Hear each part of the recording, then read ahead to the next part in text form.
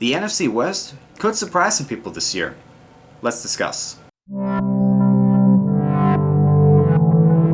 Alright, let's start off with the Arizona Cardinals and Kyler Murray. They drafted Kyler Murray with the first overall pick, so the expectation is that he is going to start right away. So it's not a question of is he going to be ready, the question is how good is he going to play. Arizona's got young receivers, David Johnson trying to get back to his old self, and an offensive line that's coming off of some injuries. So how good can he be in his first year with all that going against him? If he can have a relatively solid season for a rookie quarterback, that's off to a good start. Now what's really going to help him out is the offensive line. Like I said last year, there were pieces on the offensive line that got hurt. Can those pieces come back, be healthy, and play well enough to where they can help him out?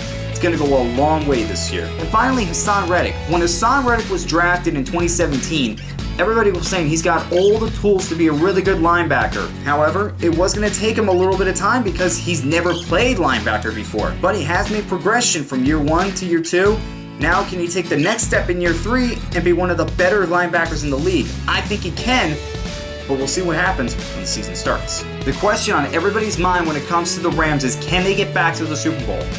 And that's going to linger on everybody's mind from the start of the regular season until they're either knocked out of the playoffs or back in the Super Bowl. Now, they played one of the worst Super Bowls that you will ever see. Their offense wasn't very good. They just kept making mistakes. The Patriots' defense just dominated them the whole game. And their defense gave them a chance to win, but the offense just couldn't capitalize on their opportunities. So can they put that Super Bowl behind them? What's going to happen with Todd Gurley? Todd Gurley, we all know what's going on. That knee was bothering him through the playoffs, so he didn't play that much, and now there are reports coming out that he has arthritis in that knee.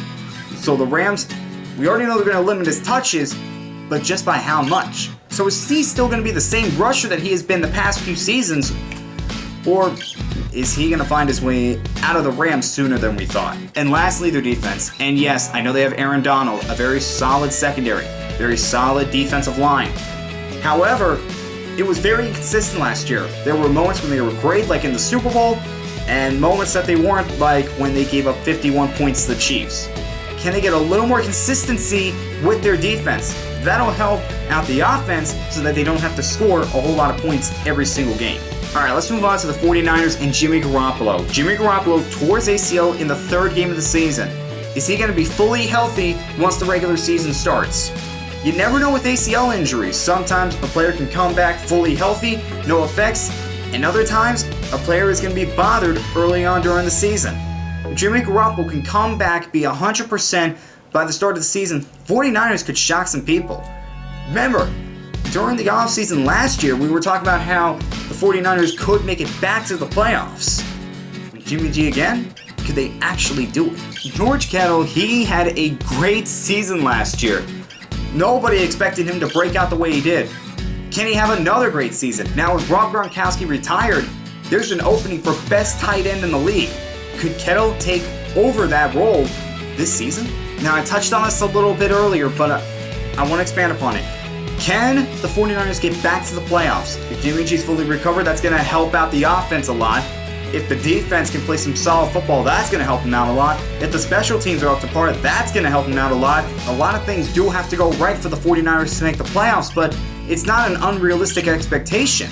They have some talented players on this team. And lastly, the Seattle Seahawks. Now, the Seahawks have to replace two very important pieces from the past few years, Frank Clark and Doug Baldwin. Let me start with Baldwin. When Baldwin came to the Seahawks as an undrafted rookie, he established himself very quickly as one of their best receivers. And that's the role that he played for a long time with that Seattle team. But now that he's gone, who's going to take over that role?